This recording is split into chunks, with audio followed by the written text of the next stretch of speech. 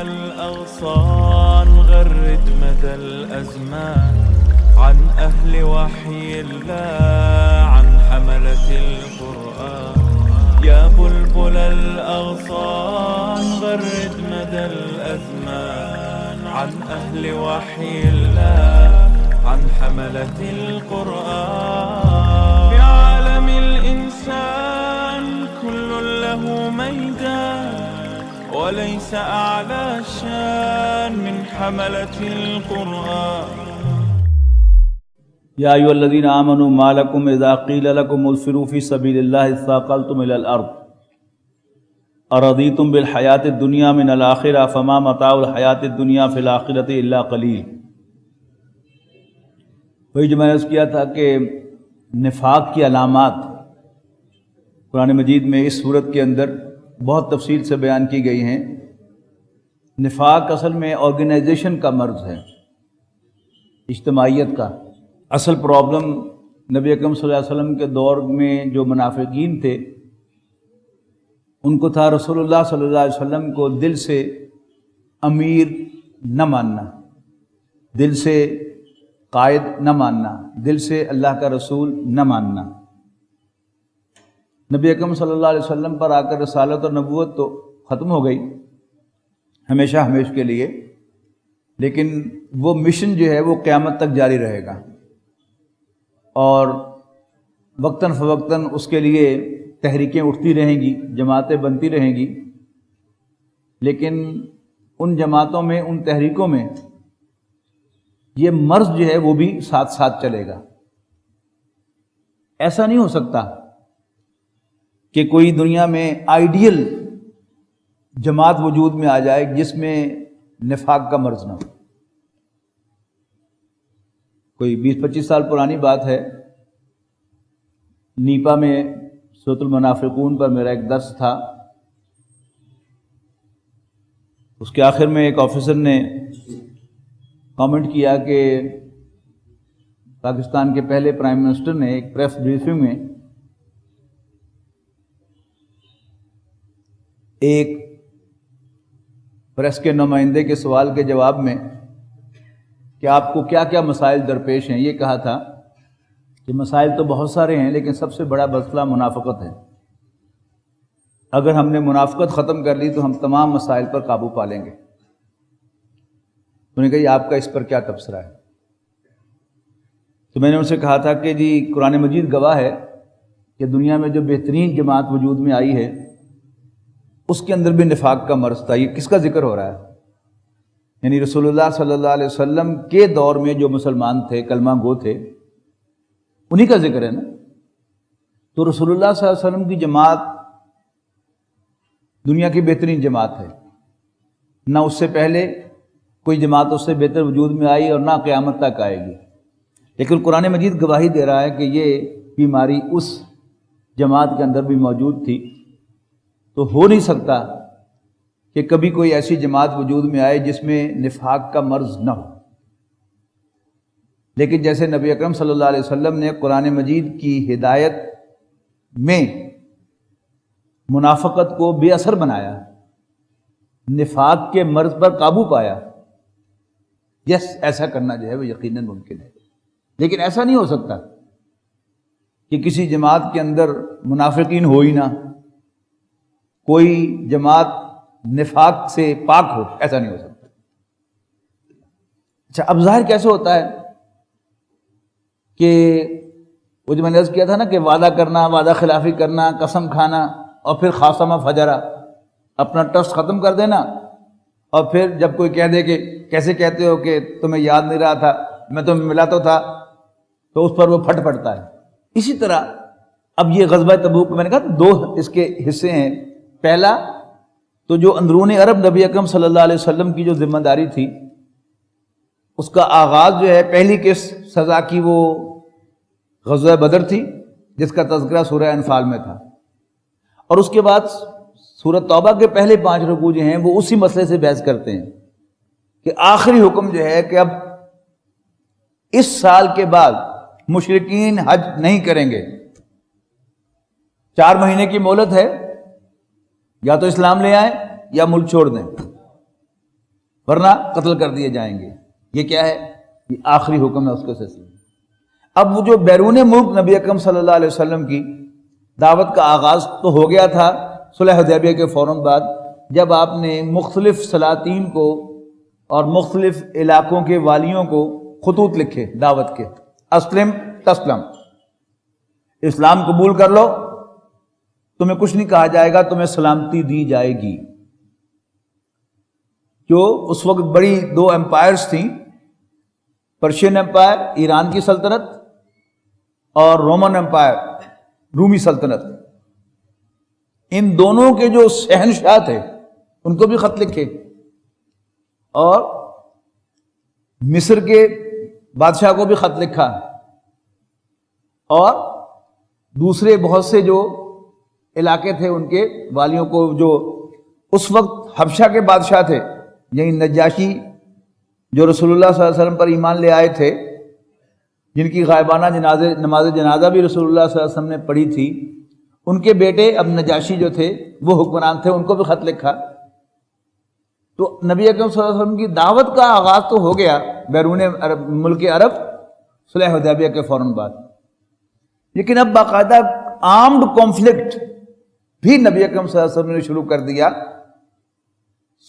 غزوہ موتا سے، جنگ موتا سے۔ اب جو اس کا بھی آخری ایک آ رہا ہے کہ نبی اکرم صلی اللہ علیہ وسلم 30,000 صحابہ کے ساتھ تبوک پہنچے، اور تبوک کہاں ہے؟ یہ عرب اور رومن امپائر کا بارڈر ہے۔ اب اس کے لیے جب جانا تھا تو اللہ تعالیٰ نے امتحان بھی بڑا سخت لیا۔ ایک تو سفر طویل تھا، یعنی مدینے سے مکہ جانا نہیں، او بارڈر تک پہنچنا۔ دوسرا شدید گرمی تھی۔ تیسرا یعنی مدینے کے لوگ کاشتکار تھے، اور ان کا اصل جو وہ کیا تھا؟ کھجور۔ کھجور پک کر اس کے کاٹنے کا دن تھے، اور پنجاب میں محاورہ ہے نا کہ واڑیاں مرم دی ویل نہیں ہوتی۔ این اس وقت اللہ تعالیٰ نے امتحان لیا، لہذا اس موقع پر جن لوگوں کے دلوں میں بھی نفاق تھا وہ کھل کر سامنے آ گیا۔ غزوہ تبوک سے پہلے جتنی بھی جنگیں تھیں وہ سب والنٹیئر تھی۔ نبی اکرم صلی اللہ علیہ وسلم نے ہر مسلمان پر نکلنا لازم نہیں کیا تھا۔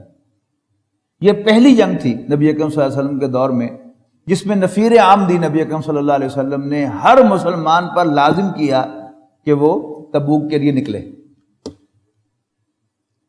اب منافقین نے بنائے بہانے۔ آج بھی ایسے ہی ہوتا ہے، جیسے میں نے کہا کہ یہ آرگنائزیشن کی بیماری ہے۔ جن لوگوں نے بھی کسی دینی تحریک میں یا کسی بھی والنٹیئر آرگنائزیشن میں کام کیا ہے، وہ اصل میں ان تمام آیات کو سمجھ سکتے ہیں۔ جو کسی آرگنائزیشن کا حصہ نہیں رہا بلکہ بالخصوص اس کا ذمہ دار نہیں رہا، وہ ان آیات کو اپریشیٹ نہیں کر سکتا۔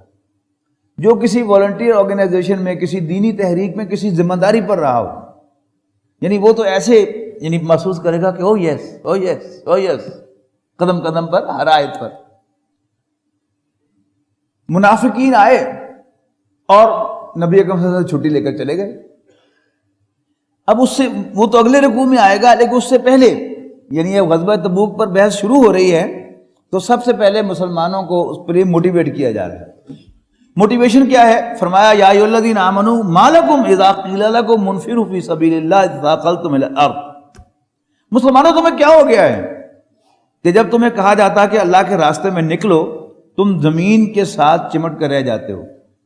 اور رضیتم بالحیات الدنیا من الآخرہ، کیا تم آخرت کے مقابلے میں دنیا کی زندگی پر ریجھ گئے ہو؟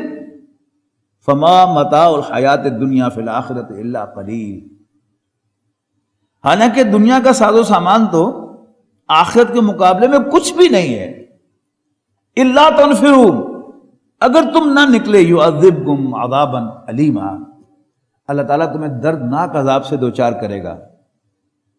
وَيَسْتَبْدِلْ قَوْمًا غَيْرَكُمْ، یہ بڑی سخت آیت ہے، بہت سخت آیت ہے، اور تمہیں اوروں سے ریپلیس کر دے گا other than you، وَلَا تَضُرُّهُ شَيْئًا، اور تم اس کا کچھ بھی بگاڑ نہیں سکو۔ آج کل سوشل میڈیا پر غزوہ ہند کا بڑا چرچا ہے، اور ہم بڑے آپٹیمسٹک ہیں کہ پورے ہندوستان پر ہماری حکومت قائم ہوگی، مسلمانوں کی حکومت قائم ہوگی۔ ادھر حضرت شاہ ولی اللہ رحمہ اللہ اور حضرت مجدد رحمہ اللہ کی کچھ پیشین گوئیاں ہیں کہ ایک وقت آئے گا کہ ہندوستان کا اونچی ذات کا ہندو برہمن کثیر تعداد میں مسلمان ہوگا، اور وہ بالفعل ہونا شروع ہو گیا ڈاکٹر ذاکر نائک کے ذریعے سے۔ اور ڈاکٹر ذاکر نائک کا اصل قصور یہی ہے کہ ان کی سٹیزن شپ جو ہے وہ چھینی گئی، اور ان کا سارا جو ایکوپمنٹ تھا پیس ٹی وی کا وہ سارا کا سارا انڈیا نے ضبط کر لیا، حکومت نے، جو ملک سے باہر تھا بس وہی ان کے پاس ہے، اور وہ پرانی ریکارڈنگ جو ہے وہ چلا رہے ہیں، اس لیے آپ دیکھتے ہیں کہ کوئی ان کی نئی ریکارڈنگ جو ہے وہ نہیں ہے، اس لیے کہ سارا ایکوپمنٹ وہ ضبط ہو چکا۔ لیکن بہرحال جو کام ہونا ہے وہ ہو کر رہنا ہے۔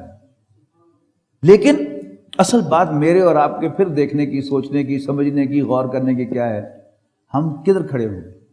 ہم منافقین کی اس تصویر کا مصداق بنیں گے، یا ہم اس تحریک کا ہراول دستہ بنیں گے اور اس تحریک کے دست و بازو بنیں گے؟ اس مشن کے لیے ہم اپنی جانیں کھپائیں گے، اپنے وقت لگائیں گے، اپنے مال لگائیں گے، اور ہم اللہ اور اس کے رسول کے ساتھ وفاداری کا ثبوت دیں گے؟ تو مسلمانوں تمہیں کیا ہو گیا ہے کہ جب کہا جاتا ہے کہ اللہ کے راستے میں نکلو تم زمین کے ساتھ چمٹ جاتے ہو؟ کیا تم دنیاوی زندگی پر ریجھ گئے ہو آخرت کے مقابلے میں؟ حالانکہ دنیاوی زندگی کا ساز و سامان تو آخرت کے مقابلے میں کچھ بھی نہیں ہے۔ الا تنفروا يعذبكم عذابا الیما، اگر تم نہ نکلے تو اللہ تمہیں دردناک عذاب سے دوچار کرے گا، وَيَسْتَبْدِلْ قَوْمًا غَيْرَكُمْ، اور تمہیں اوروں سے ریپلیس کر دے گا، وَلَا تَضُرُّوهُ شَيْئًا، اور تم اس کا کچھ بھی بگاڑ نہیں سکو گے، وَاللَّهُ عَلَىٰ كُلِّ شَيْءٍ قَدِيرٌ، اور اللہ تعالیٰ ہر چیز پر قادر ہے۔ الا تنصروه، اگر تم نے اس کی مدد نہ کی، فقد نصرہ اللہ اذ اخرجہ الذین کفروا، تو بے شک اللہ تعالیٰ تو اپنے پیغمبر کی مدد کر چکا جب اس کو نکال دیا تھا کافروں نے۔ ثانی اثنین اذ ہما فی الغار، جب وہ دو میں سے دوسرا تھا، جب وہ دونوں غار میں تھے، اذ یقول لصاحبہ، جب وہ اپنے دوست یعنی حضرت ابوبکر سے کہہ رہے تھے، لا تحزن، پریشان نہ ہو، غم نہ کا، ان اللہ معنا، بے شک اللہ تعالیٰ ہمارے ساتھ ہے۔ فانزل اللہ سکینتہ علیہ وایدہ بجنود لم تروہا، تو اللہ تعالیٰ نے اس پر اپنی سکینت نازل فرمائی اور اپنے پیغمبر کی مدد فرمائی ایسے لشکروں سے جنہیں تم نہ دیکھتے تھے۔ وجعل کلمۃ الذین کفروا کفروا السفلی، اور اس نے نیچا کر دیا کافروں کی بات کو، وکلمۃ اللہ العلیٰ، اور اللہ ہی کی بات بلند ہونے والی، سب سے اونچی ہونے والی تھی۔ واللہ عزیز حکیم، اور اللہ تعالیٰ بالا دست حکمت والا ہے۔ انفروا خفافا وثقالا، نکلو خواہ ہلکے ہو یا بھاری۔ اور اس کی تفسیر میں لکھا ہے مفسرین نے کہ تم تندرست ہو یا بیمار، تم ویل آف ہو یا تنگ دست ہو، تم بوڑھے ہو یا جوان ہو، نکلو۔ یعنی بہانے، میرے پاس وسائل نہیں ہیں، میرے اندر ہمت نہیں ہے، میں کمزور بیمار آدمی ہوں، وٹ ایور، خواہ ہلکے ہو یا بھاری، ہر صورت میں نکلو۔ وجاہدوا باموالکم وانفسکم، اور جہاد کرو اللہ کے راستے میں اپنے مالوں اور جانوں کے ساتھ۔ ذالکم خیر لکم ان کنتم تعلمون، اگر تم جانو تو یہی تمہارے لیے بہتر ہے۔ لو کان عرضا قریبا وسفرا قاصدا، اگر ہوتا آسانی سے حاصل ہو جانے والا فائدہ اور سفر ہوتا ہلکا، لتبعوک، تو اے نبی یہ آپ کے ساتھ چل نکلتے، ولکن بعدت علیہم الشقہ، لیکن بہت کٹھن ہو گیا ہے ان کے لیے راستہ، وسیحلفون باللہ، اور عنقریب یہ قسمیں کھائیں گے اللہ کی، لو استطعنا لخرجنا معکم، اگر ہمارے پاس استطاعت ہوتی، طاقت ہوتی تو ہم ضرور تمہارے ساتھ نکلتے۔ یہلکون انفسہم، یہ اپنی جانوں کو ہلاکت میں ڈال رہے ہیں۔ واللہ یعلم انہم لکاذبون، جبکہ اللہ تعالیٰ جانتا ہے کہ یہ جھوٹے ہیں.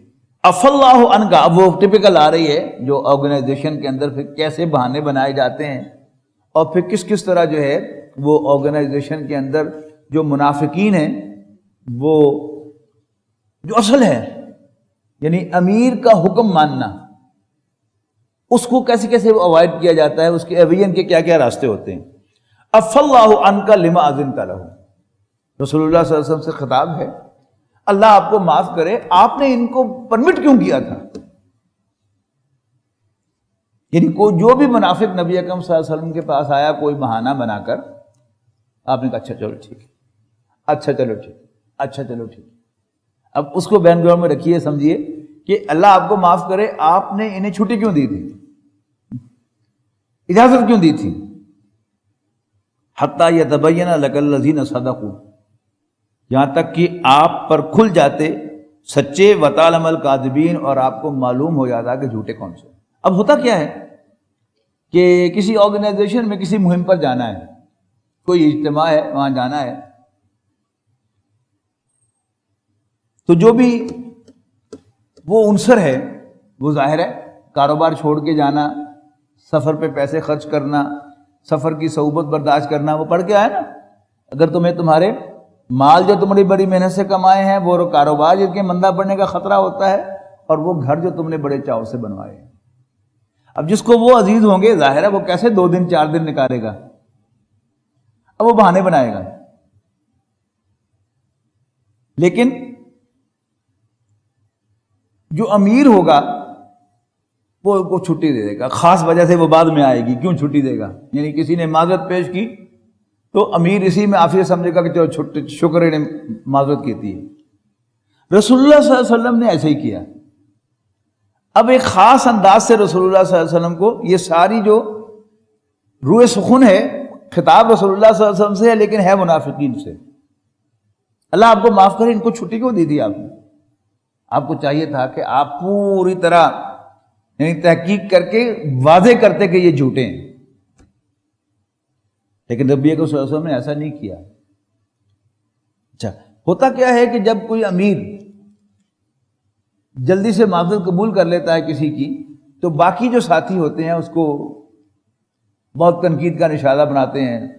تو جی ہمیں تو چھٹی ہوتی ہے، بڑا مخلص آدمی ہے، تو تھوڑے سے زور تو دیندے ہوتے انہیں آ جانے سے نال ساڑے. لیکن جوتا جس کو کاٹ رہا ہو پتہ اسے ہوتا ہے. کہ پچھلے سال 2-3 بندوں نے جب ان کو زیادہ زور دیا، ان کو ٹھیک ہے جی میں جاؤں گا، میرا بھی ٹکٹ لے لو، پیسے میرے پا دینا. امیر نے اپنی جیب سے پیسے ڈال دیے، لیکن عین موقع پر ان کا فون آ گیا کہ بس اس طرح بڑی خواہش تھی جانے کی، لیکن اچانک یہ مصیبت آ گئی ہے، I'm sorry میں نہیں جا سکتا. اور وہ پیسے بھی امیر کو اپنے پلے سے ڈالنے پڑ گئے. تو عف اللہ عنک لما اذنت لهم حتى يتبين لك الذين صدقوا وتعلم الكاذبين لا يستاذنك الذين يؤمنون بالله واليوم الآخر. نہیں ایکسکیوز کرتے، نہیں اجازت مانگتے وہ لوگ جو اللہ اور آخرت پر ایمان رکھتے ہیں، اس سے کہ ان یجاہدوا باموالہم وانفسہم، کہ وہ اللہ کے راستے میں اپنی جانوں اور مالوں سے جہاد کریں. واللہ علیم بالمتقین، اللہ تعالیٰ متقیوں کو خوب جانتا ہے. انما یستاذنک الذین لا یؤمنون باللہ والیوم الآخر، اے نبی آپ سے اجازت تو یقیناً وہی طلب کرتے ہیں جو اللہ اور آخرت پر ایمان نہیں رکھتے. ورتابت قلوبہم، اور شک نے ان کے دلوں میں ڈیرے ڈال رکھے ہیں. فہم فی ریبہم یترددون، اور وہ اپنے شک میں بالکل متردد ہو گئے ہیں، اسٹیٹ آف انڈیسیژن میں ہیں، کیا کریں کیا نہ کریں، جائیں نہ جائیں. پتہ نہیں ان تمام باتوں میں جو کہی جا رہی ہیں کوئی حقیقت بھی ہے کہ نہیں، پتہ نہیں آخرت آنی بھی ہے کہ نہیں، پتہ نہیں یہ سچے رسول ہیں بھی صحیح کہ نہیں. یہ سارے کنفیوز جو وہ ڈیرے ڈال دیتے ہیں. وَلَوْ أَرَادُوا الْخُرُوجَ، اور اگر انہوں نے نکلنے کا ارادہ کیا ہوتا، لَعَدُّوا لَهُ عُدَّةً، تو انہوں نے اس کے لیے خوب تیاری کی ہوتی. وَلَٰكِنْ كَرِهَ اللَّهُ بِعَاثَهُمْ فَثَبَّتَهُمْ وَقِيلَ قُعُودُوا مَعَ الْقَاعِدِينَ، لیکن اللہ تعالیٰ نے ان کا اٹھنا ہی پسند نہیں فرمایا، لہذا ان کو سست کر دیا اور کہا کہ بیٹھے رہو بیٹھ رہنے والوں کے ساتھ. ایسا یہ تحقیق کیا ہے کہ جب اس کا فون آیا ہے، عین جب ٹرین کے چلنے کا ٹائم ہے کہ میں نہیں جا سکتا، اگر آپ نے اس سے پہلے گھر میں فون کر دیا ہوتا جب موبائل کا زمانہ نہیں تھا تو لینڈ لائن پر ہی فون کرنا ہوتا تھا PTCL، اور آپ پوچھتے کہ جی بس میں نے ان سے پوچھنا تھا کہ جی آپ کو گھر سے پک کریں کہ آپ خود اسٹیشن پر پہنچیں گے، تو اس کی بیوی بچے کہیں گے کہ جی کیا، یعنی اس کی پہلے سے پلاننگ تھی کہ میں کہوں گا ہاں میں جاؤں گا، لیکن گھر میں تو اس نے ذکر ہی نہیں کیا ہوا، اس کا مطلب ہے کہ پہلے سے ہی اس کا ارادہ نہیں تھا۔ یا آپ اس کے دفتر سے جا کے تحقیق کریں کہ اس نے چھٹی لی ہوئی تھی 3 دن کی، معلوم ہوگا کہ چھٹی لی ہوئی، لیکن اب وہ ڈرامہ کر رہا ہے کہ ہو بڑی خواہش تھی اس دفعہ آپ کے ساتھ جانے کی، کہ بڑا مزہ آنا تھا دینی بھائیوں کے ساتھ سفر کرنے کا، سب ڈرامے۔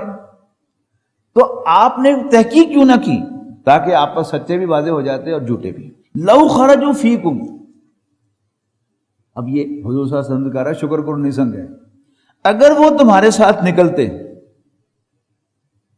ما زادوکم الا خبالا، تو وہ تمہارے اندر خرابی ہی میں اضافہ کرتے، ولا اوضوا خلالکم، اور تمہارے درمیان بھاگ دوڑ کرتے، یبغونکم الفتنہ، فتنہ پردازی کے لیے، وفیکم سماعون لہم، اور تمہارے اندر ان کی باتیں غور سے سننے والے ہیں۔ یعنی ایک مرتبہ پہلے وہ تمہارے ساتھ نکلے تھے اور پورے سفر کے دوران، یعنی ایک ٹرین میں آمنے سامنے وہ 4 سیٹیں ہوتی ہیں، تو ان میں ایک شخص جو ہے ان میں سے تھا یہی جو اس دفعہ نہیں گیا، تو وہ پورے 5-6 گھنٹے سفر کے، یا اگر کراچی جانا ہے تو 18-16 گھنٹے سفر کے وہ تقریر فرماتا رہا اور اس تحریک کے نقش نکالتا رہا کہ جی کام ایسے نہیں ہوتے جیسے ہم لوگ کرتے ہیں، میں ذرا مصروف ہوں، فارغ ہوگا تو پھر دکھاؤں گا آپ کو کام کیسے کیا جاتا ہے۔ اب کچھ 2-3 اور آدمیوں کی سمجھ میں بات آ جائے گی کہ ہاں فی الحال قیادت جو ہے وہ اہل نہیں ہے، تو اچھی قیادت آئے گی تو پھر میں بھی ایکٹیو ہو جاؤں گا، تو میں نے بھی ایک بچے کو دکان بنا کے دینی ہے اور گھر تعمیر کرنا ہے، اس کو بھی اور بہت سے کام یاد آ جائیں گے، یعنی جو وہ مرض تھا وہ متعدی ہو جائے گا۔ وفیکم سماعون لہم واللہ علیم بالظالمین، اور اللہ تعالیٰ ظالموں کو خوب جانتا ہے۔ لقد ابتغوا الفتنة من قبل وقلبوا لك الامور، یقیناً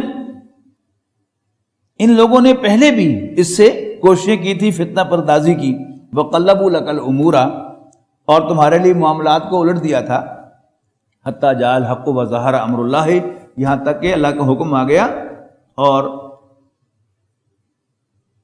حق ظاہر ہو گیا، وہم کارہون، ان کی ناپسندیدگی کے باوجود۔ مثال کے طور پر نبی اکرم صلی اللہ علیہ وسلم کا سفر تھا جو غزوہ بنی مستلق کا، جس سے واپسی پر عبداللہ ابن ابی نے حضرت عائشہ صدیقہ رضی اللہ تعالی عنہ پر تہمت لگائی تھی، تو کیا ہی اچھا ہوتا وہ نہیں گیا ہوتا مردود ساتھ، یعنی ہر آدمی کا یہی کامنٹ ہوگا نا۔ تو انہوں نے پہلے بھی فتنہ پردازیاں کی تھی، تو میں نے ایک مثال دی ہے، لیکن اللہ نے پھر حق کو ظاہر کیا اگرچہ انہیں اچھا نہیں لگا۔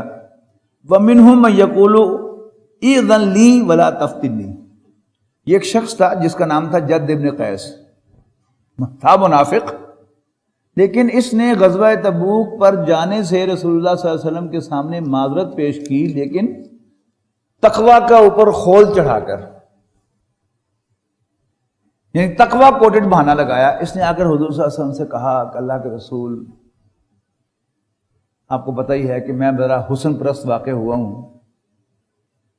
اور آپ جا رہے ہیں روم کی طرف، شام کی طرف آپ جا رہے ہیں، اور شامی عورتیں بڑی خوبصورت ہوتی ہیں، تو ایسا نہ ہو کہ میں کہیں کسی فتنے میں مبتلا ہو جاؤں، تو مجھے تو پلیز آپ ایکسکیوز کر ہی دیجیے۔ اب اس آیت کو پڑھیں گے تو صاف سمجھ آ جائے گا، اس پر جو اللہ کا غضب ہو رہا ہے وہ بھی پڑھیے گا۔ وَمِنْهُمْ مَن يَقُولُ اِذْنْ لِي وَلَا تَفْتِنِّي، اور ان میں سے ایک وہ بھی ہے کہ جو کہتا ہے کہ مجھے تو ایکسکیوز کر دیجئے اور مجھے فتنے میں نہ ڈالیے۔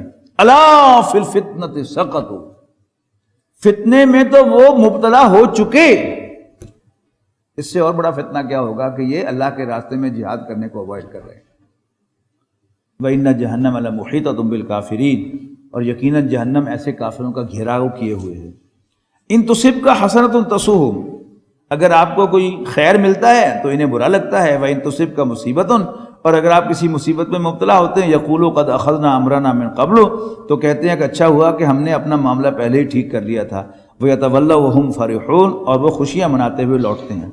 قُل لَن يُصِيبَنَا إِلَّا مَا كَتَبَ اللَّهُ لَنَا، کہو کہ ہرگز نہیں پہنچتی کوئی بھلائی یا برائی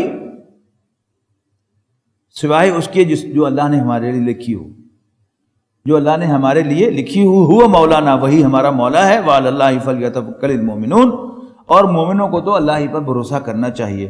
قل هل تربصون بنا الا احدى الحسنيين، کہہ دو اے نبی صلی اللہ علیہ وسلم ان سے کہ تم نہیں ہو ہمارے بارے میں منتظر مگر دو بھلائیوں میں سے ایک کے۔ دو بھلائیاں کیا ہیں؟ کہ ہم کامیاب ہو جائیں تو تم بھی مانو گے کہ ہم کامیاب ہو گئے، اور اگر ہم شہید ہو گئے ہم تو پھر بھی کامیاب ہی ہیں۔ اگر کامیاب ہو جائیں دنیاوی لحاظ سے تو تم بھی مانو گے کہ ہم کامیاب ہیں، اور اگر ہم شہید ہو جاتے ہیں تو ہمارے حساب سے تو ہم پھر بھی کامیاب ہیں۔ قل هل تربصون بنا الا احدى الحسنيين ونحن نتربص بكم، اور ہم تمہارے بارے میں منتظر ہیں کس چیز کے؟ ان یصیبکم اللہ بعذاب من عنده او بایدینا، کہ اللہ تعالیٰ تمہیں سزا ہمارے ہاتھوں دے گا یا خود دے گا۔ فتربصوا، تو کرو انتظار، انا معکم متربصون، ہم بھی تمہارے ساتھ انتظار کرتے ہیں۔ وَلَقَدْ